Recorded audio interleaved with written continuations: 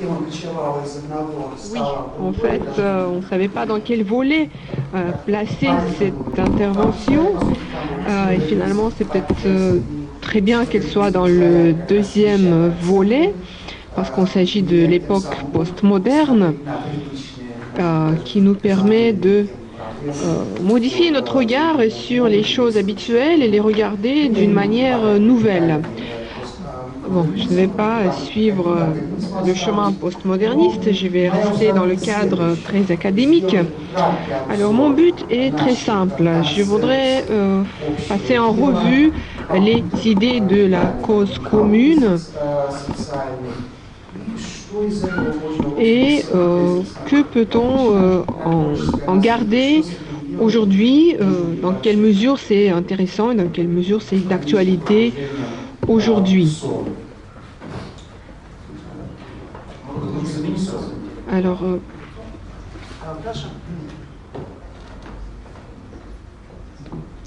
В нашем творческом наследии много проектов, много утопий, социальных. euh, nous connaissons beaucoup de projets utopiques ou anti-utopiques, donc différents projets qui visent à modifier l'ordre social. Bon, c'est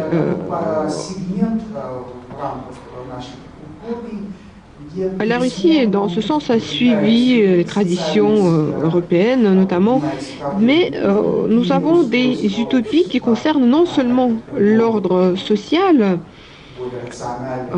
pour le rendre plus juste finalement, mais il existe également des projets qui visent à modifier non seulement la société, mais le monde dans son ensemble, pas seulement le monde social. Aussi, ce serait intéressant de voir certaines idées que nous connaissons bien du point de vue de cette approche globale de cause commune. Donc cette idée de cause commune qui était avancée par des philosophes russes. Donc je vais d'ailleurs expliquer cette notion. Bien sûr, il y a des causes personnelles qui peut être réduite finalement au but très simple de remplir son estomac et satisfaire ses besoins premiers, ses besoins physiologiques. La cause commune, c'est quelque chose qui permet de réaliser des principes, des valeurs qui unissent telle ou telle société. Alors, il y a eu plusieurs projets qui avaient donc qui étaient basés sur cette idée de cause commune, notamment Konstantin Léontiev, qui cherchait à identifier les principes de l'histoire mondiale. Il a trouvé 3 phases de l'histoire mondiale, du processus historique et de tout processus. Mais ensuite, il a évolué, donc il a évolué vers la politique, comment sauver le corps social, le corps social qui est rongé par les idées égalitaristes. Et donc, c'est une sorte de propagande.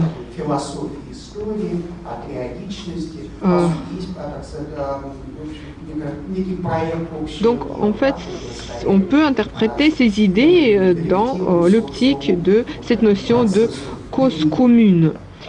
Comment résister au processus de déchéance.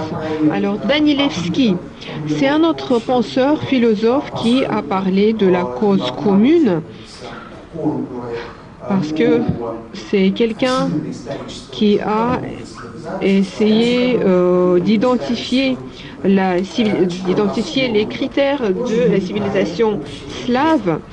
Donc, c'est aussi une forme, une interprétation de cause commune qui en fait, explique les origines des Slaves et les particularités de la civilisation slave. Et, donc, ça fait partie des projets de caractère local ou régional. Bon, nous avons bien sûr d'autres philosophes qui ont suivi la philosophie eurasienne, qui proposait aussi une forme de cause commune, donc une sorte d'opposition civilisationnelle entre l'Europe et la Russie qui serait unie au monde asiatique plutôt. Donc c'était une autre interprétation de cette même idée.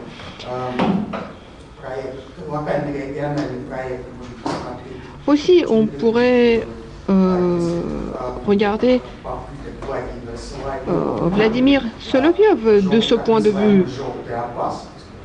Il a parlé du danger jaune à un moment dans ses écrits. Donc c'est une tentative de localiser le problème qui peut avoir des conséquences globales. Donc, consolider les forces pour contrer le danger jaune. Donc, c'était aussi un projet de Vladimir Solovyov, une de ses idées, qui s'inscrit dans cette idéologie de cause commune.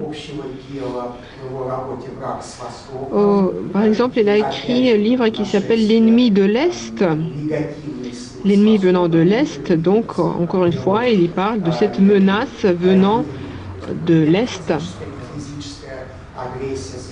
Parler de menaces de la violence physique venant de l'Est et menaçant bien sûr la civilisation européenne.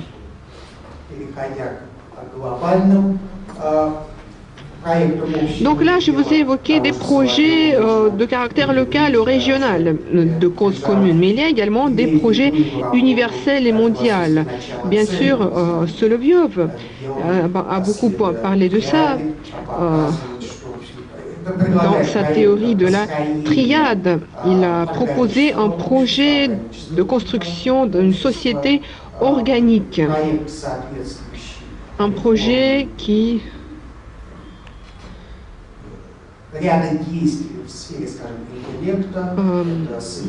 propose un certain nombre d'actions, c'est-à-dire réunir en fait la science positive, la philosophie, la théologie, donc la théocratie, la théurgie. Donc c'était un grand projet universel de Vladimir Solovyov dont le but était de créer le paradis sur terre et le royaume de Dieu sur terre.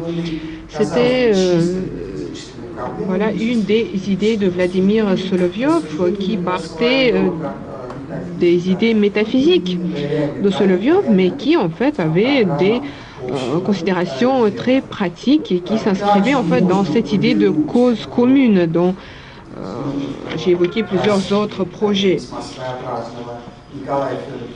Nikolai Fedorov, qui est très connu en Russie, qui a fondé cette philosophie de cause commune, qui a utilisé pour la première fois cette notion de cause commune.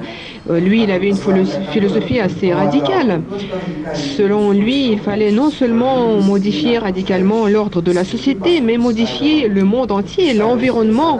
Et le but de Fedorov était de réguler. Il pensait que l'humanité peut arriver à réguler les processus naturels dans ses intérêts, en fait.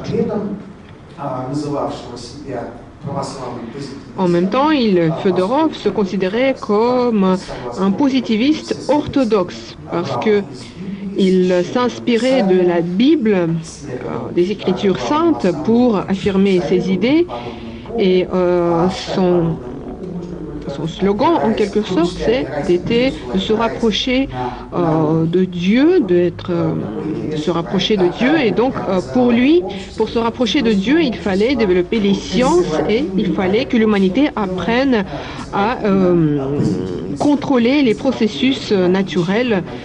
Et il pensait qu'on pouvait effectivement y arriver. Donc, c'était un projet très particulier et très radical.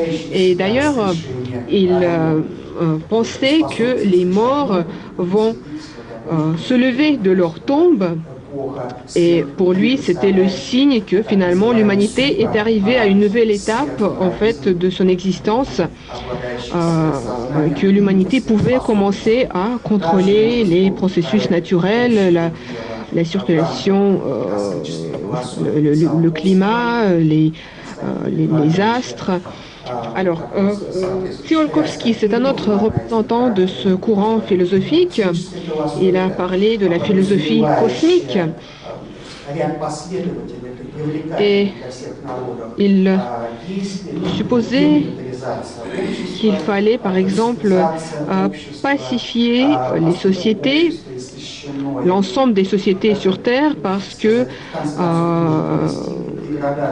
notre Terre est épuisée, parce que nos sociétés sont épuisées par les guerres, et donc il faut arrêter les guerres, il faut pacifier le monde entier, il faut que les armées soient des armées de travail, et grâce à ces armées de travail, on peut revoir complètement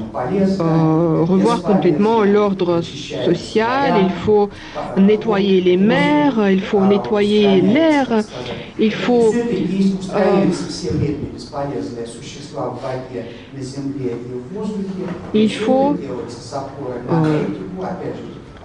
donc effectuer cette cause commune, il faut s'unir pour cette cause commune pour finalement nettoyer l'environnement, pour créer un environnement beaucoup plus agréable pour l'humanité. Une fois que la Terre serait remise en ordre de cette manière, il fallait que l'humanité commence la conquête de l'espace. Et c'est là donc les idées cosmiques, les idées de la conquête spatiale de Tsiolkovsky. Il fallait en fait que l'humanité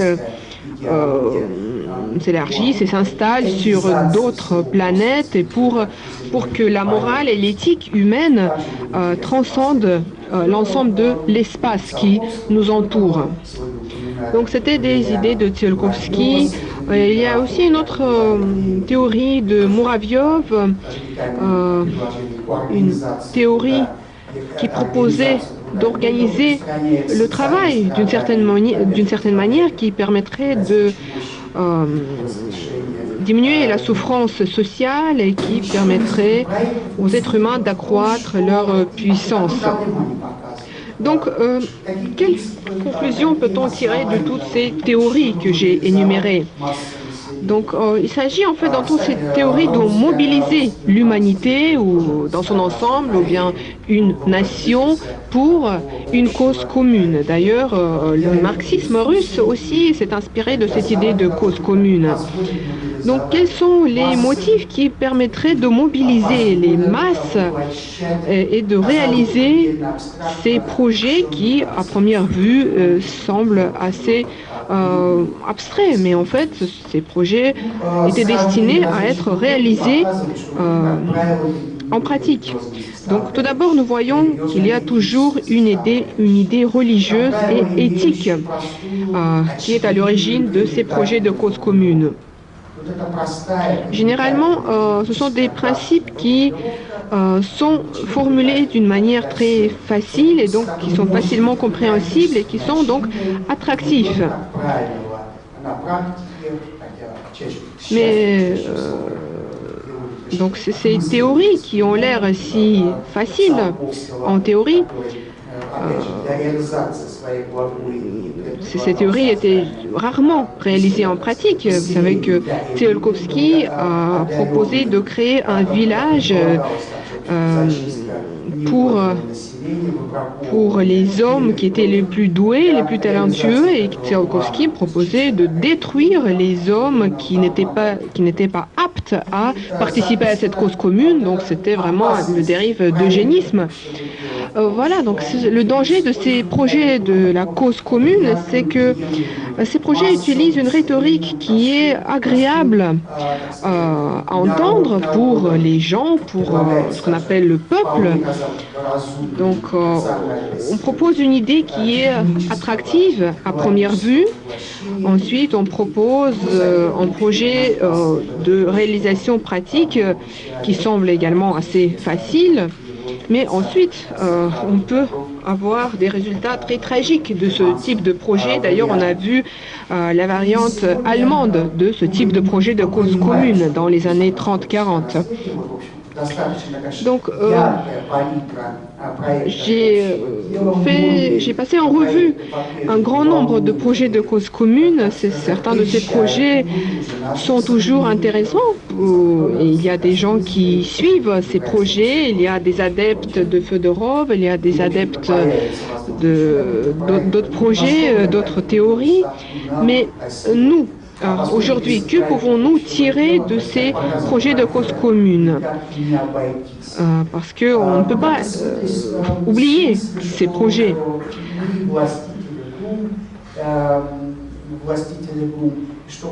Nous pensons qu'il faut que notre force est dans notre intelligence. Je pense que parfois, il faut se rendre compte que nous ne sommes pas le centre du monde. Donc, lorsque vous allez en Thaïlande, par exemple, il y a des intellectuels thaïlandais qui considèrent qu'ils peuvent aussi dominer le monde entier, qu'il y a les grandes idées en Thaïlande et qu'il fallait que toute l'humanité prennent connaissance de la Thaïlande, des idées brillantes qui existent en Thaïlande et que ça pourrait sauver l'humanité. Donc c'est une sorte d'illusion qui existe dans plusieurs pays, de considérer que ses propres idées peuvent être intéressantes pour toute l'humanité. Et c'est ça l'aspect négatif de tous ces projets de cause commune, parce que souvent ils ont cet aspect local ou régional, et qui ne sont donc pas acceptables pour l'ensemble de l'humanité.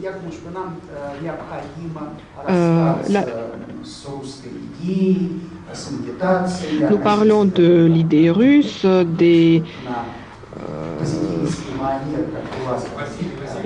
finalement, ça nous enferme dans notre monde local et régional. Je pense que nous ne devons pas essayer de contrôler les esprits, nous devons essayer de contrôler la nature. Nous devons penser au partage des ressources. Nous ne devons pas parler de la métaphysique, mais de la physique, c'est-à-dire des ressources naturelles qui existent et qu'il faut protéger, qu'il faut préserver, qu'il faut utiliser d'une manière juste. Et c'est ça qui pourrait être notre véritable cause commune aujourd'hui. Et là, il y a un énorme potentiel à explorer.